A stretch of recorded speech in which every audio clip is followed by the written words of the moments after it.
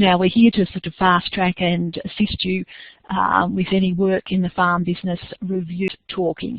So I'm not really sure how far many of you have got, but the very first section is the key performance indicators. So, and it's set up with the boxes, and really the formula for this one is to follow that example.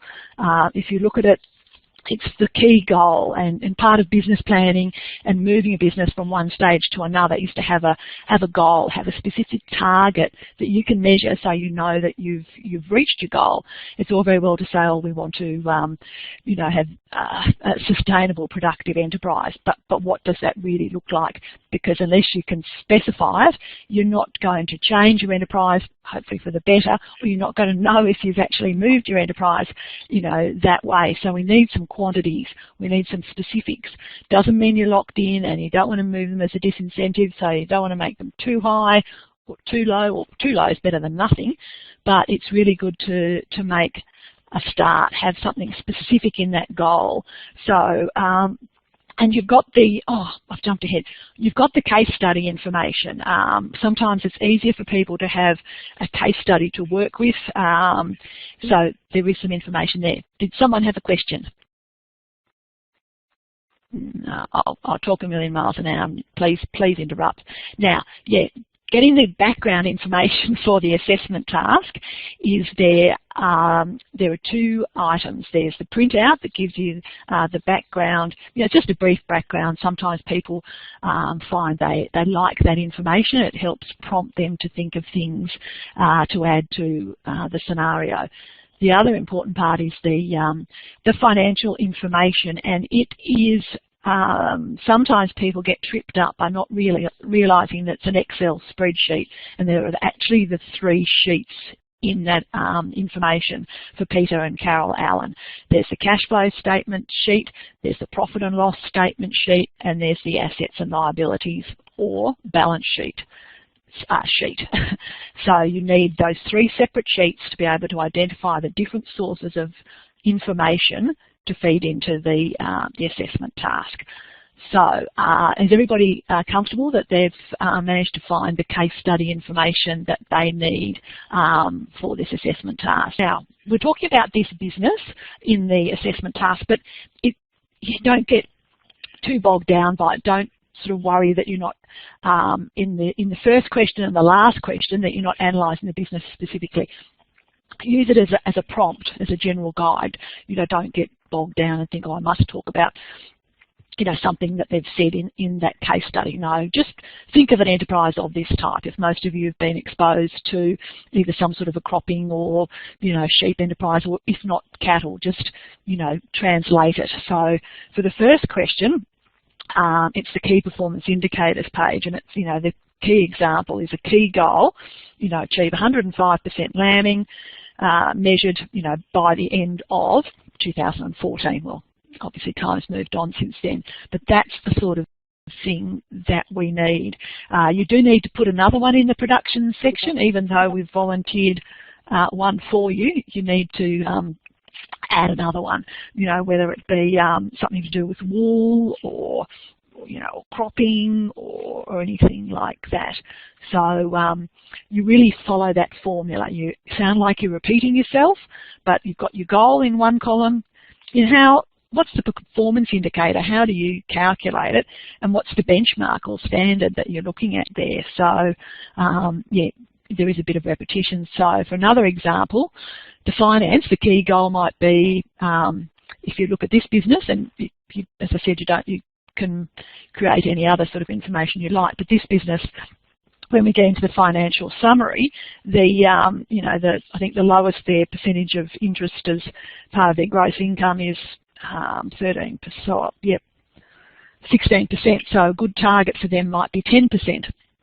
So for this case, the key goal would be a reduction in finance cost as a percentage of income. So that's your interest and leasing as a percentage of your gross income, down to 10% by June 2018.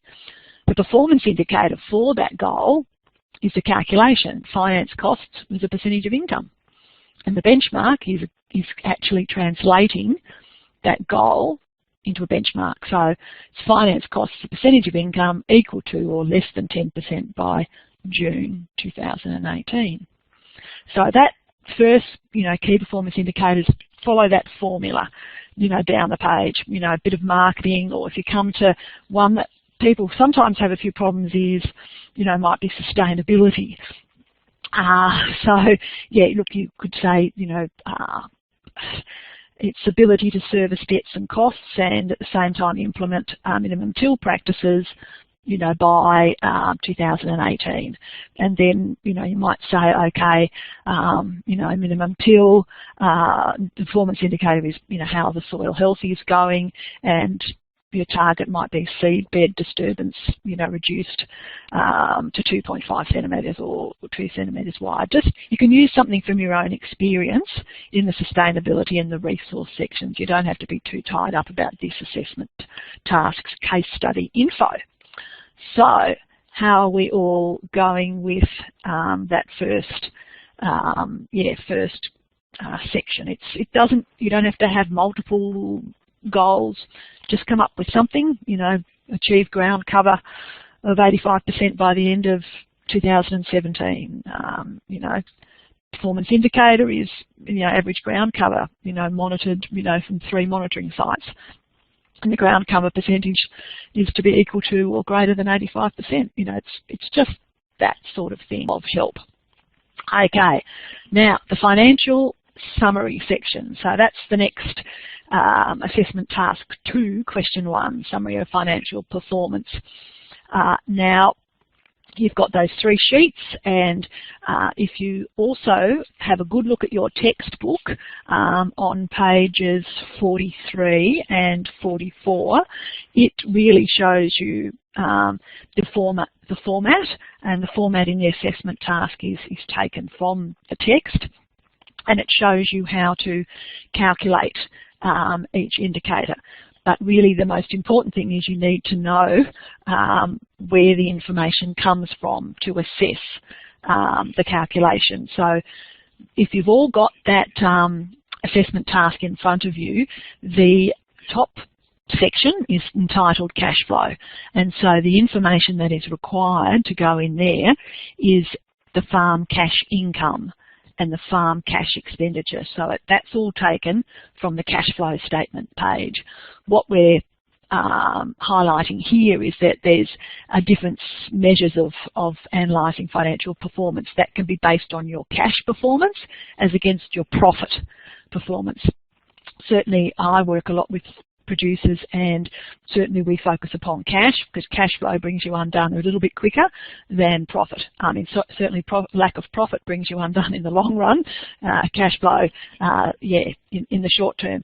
So we'll do a lot of the analysis on a cash flow basis, but profitability takes in the overall more holistic sort of look at the business performance, the profit purely than the cash. So the top section of that question 1 is the cash income, cash expense, and the net cash flow.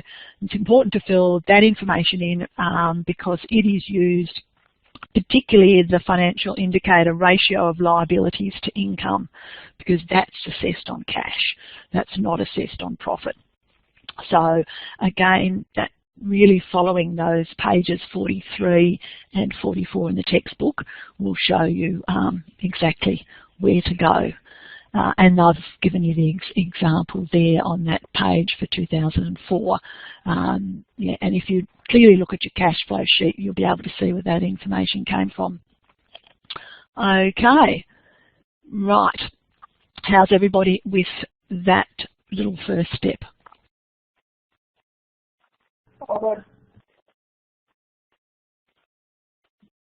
Okay, I'll treat. I just have one. Yeah. Sorry, Liz. There's 4 columns on that assessment. 4 columns for years. But the spreadsheet, I think, only has 3 columns. Is that? Am I just missing something there? Or? No, you're very observant, David, and it's very good. Yeah, no, it is. We've only supplied you with 3 years of information, and Yes. So you only use 3. I've had some very great inventive students that have averaged it.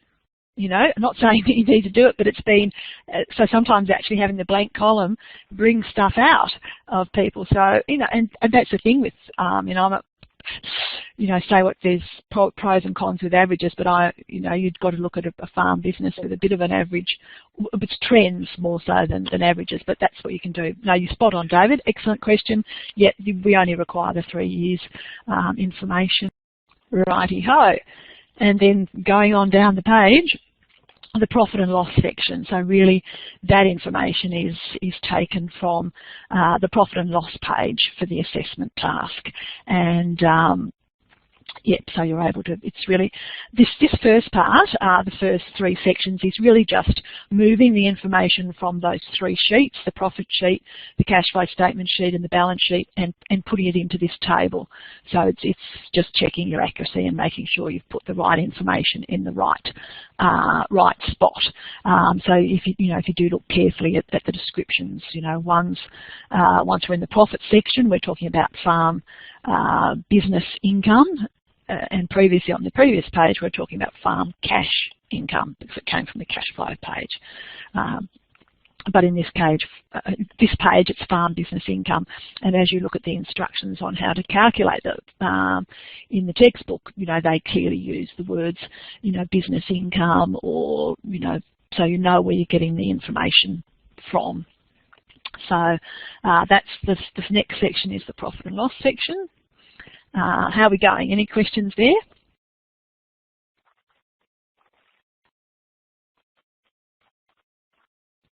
That's all good with that one. No, all good with that one. Okay. The financial summary. It's the balance sheet. So again, it's taking the information from the balance sheet to give you total assets, liabilities, and the subtraction. So, I mean, I think the instructions as to how to work down the sheet are reasonably clear. Just take it, you know, step by step. You know, it's whatever it is, subtracting whatever it is. So it sort of says less. And in this case, you get into negative territory, particularly in 2004. And a bit in 2006. So yeah, that's the 3rd section on the finance summary.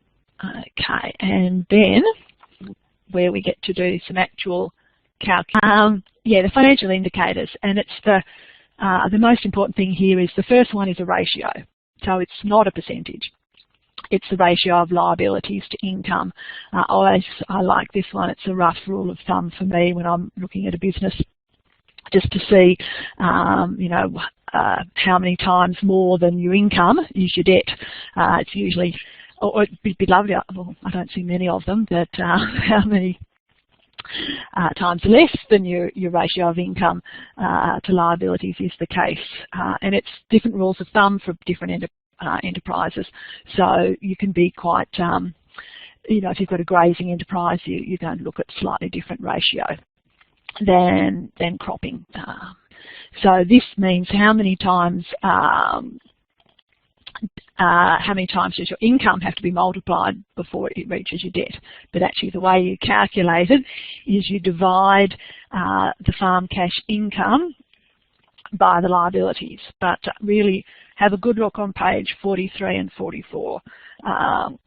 So it's the liabilities divided by the farm cash income, and so it's 2.92 times their debt is, their 1 point whatever it is million debt, compared to their $400,000 income. So that first calculation is a ratio. All the rest are percentages. So sometimes people get a little bit tripped up with that. But again, the next one is the business costs as a percentage of business income. So that's actually using those profit figures.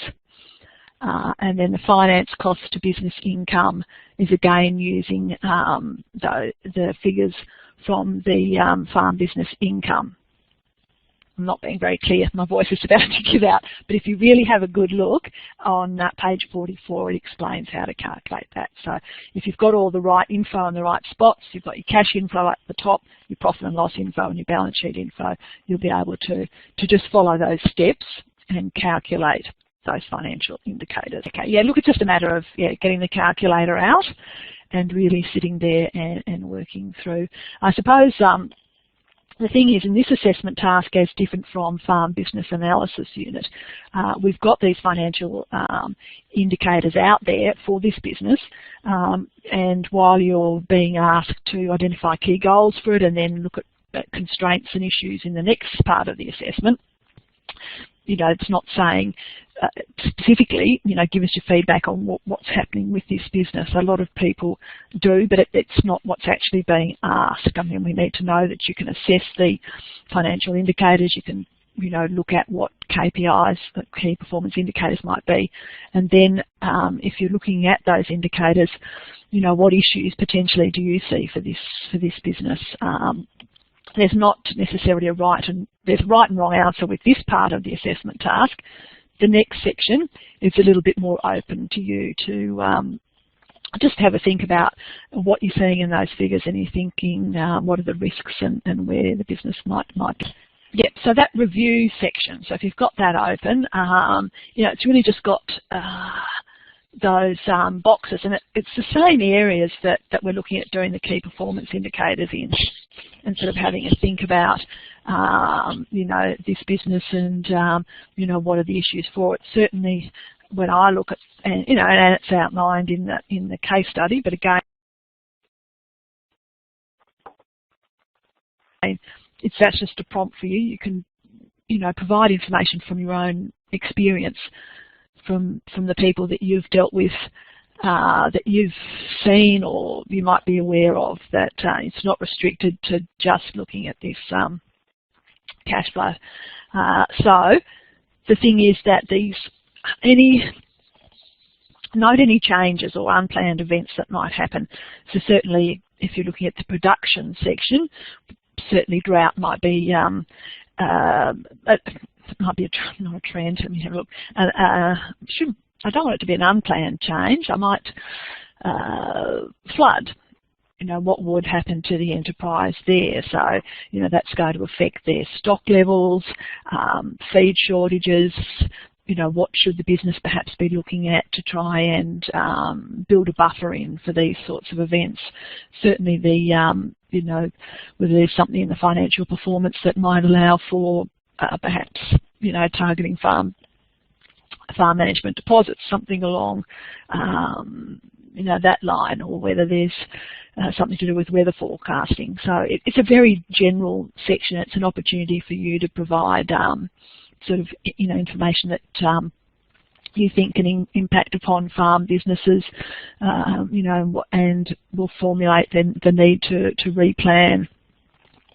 So certainly, if there's any changing trends, there might be, this business has moved from more of a wool sheep production to lambs, and perhaps there's trends in the enterprise that, there's more of a premium for the lamb side, or for quite a while, for the lamb side of things. If there are unplanned changes, price premiums for lambs at target weights. Some of the issues they might run into are perhaps fodder shortages through drought. The lambs are not making a target weight. So adjustments, what can they do to be aware of that market risk? Perhaps they might want to diversify income stream, ensure they've got feed available to target required weight through grazing practices or stored fodder. It's really, think of a trend or an unplanned change. Maybe it's to do with resources. Maybe it's moving into different type of, maybe they're looking at moving towards an organic certification. That could be more marketing too, but it's very general, this part of the assessment task. I know I'm being very general too. So it's really just, have a good think about, what you might pop in there. And at any stage, as I said, if you want to, feel free to upload a draft for it. I'm quite happy to give you feedback for that. I'll run through everybody and get you to let me know how you're going, and have I missed stuff with trying to give you an idea of what's in the assessment tasks. Okay, we'll go with you, David. Okay, you're at the top of the list. I think I'm okay. A couple of maybe just general questions, not necessarily specific questions about on the income area, the item that's not interest subsidy, $100,000. That is some kind of government or industry payment, is it? Yes, the good old days of EC, EC interest subsidy. Yeah. The maximum subsidy in any one year was $100,000. It was limited to up to a percentage of your interest costs. So the more interest you paid, the more subsidy you received with a cap on it. And yeah, look, I think looking roughly at those figures, I think it was probably 80% of your interest costs, depending on what year. But yes, government support has moved now to concessional loan finance, and particularly, as you've noted with recent drought discussions, they're actually really focusing upon drought preparedness in the form of Farm Innovation Fund loans at 2.5%, moving away from direct subsidy support for agriculture in a lot of cases. So yeah, that was obviously to target 100,000, you had a fair interest whack at that time, and yeah, things have moved on. But yeah, good question. So yes, the case study was taken from rip-roaring drought 2006, and when EC was in place. So yeah, no, good on. I guess my question is, should we be linking the farm business performance review with the KPIs? Like, should we do similar sort of, yeah, look at what we do as the KPIs and then see what the risks are associated with them and how you can best manage it? Yes. Now, in a nutshell, yes, and particularly if someone's been exposed to sort of a wheat and sheep industry mix, they'll be aware of the KPIs. Some people, if they've had less exposure to that, struggle more, and so there's a bit of there's a reasonable allowance for them to, so long as they understand the principles of KPIs and reviewing them. That's the important part. But you've already got a KPI for the enterprise that when you're looking at this enterprise, then yes, following up with the unplanned, the changes and the review, that's definitely the way to go. Yes. Yeah, look, a lot of the banks saying to me now, when you sort of farm build up, we want the business plan. They're saying they want a business plan for most things. Any change in structure with the business, where are you heading with it? So a lot of the hard work that you'll have done will hopefully be of use in those tasks, and yeah, particularly Farm Innovation Fund loans, and certainly also, when I deal with push comes to shove with bankers, there's still like a business plan. So yeah, hopefully a lot of, and if you really understand and can see what's happening in your business in the form of the financial performance, where it's been tracking, which is the whole purpose of this farm business review, it's really helpful when you're talking to them, because most producers I know tend to focus upon what they're doing next, without, not all of them, but that they're forward looking rather than analysing exactly what's happened and look at why that might have happened, and what issues there might be there for the business. So yeah, look, the farm business review and yeah, sitting down with the figures, yeah, is not always everyone's joy, but is really worthwhile for value for you. This sort of reviewing of your business and then feeding that information into a business plan is really useful when you're dealing with your banker, particularly if you're looking at low interest loans through the Farm Innovation Fund. There's a lot of popularity with that at the moment at 2.5%. So, the business plan can be really valuable, and it's more worthwhile if you do it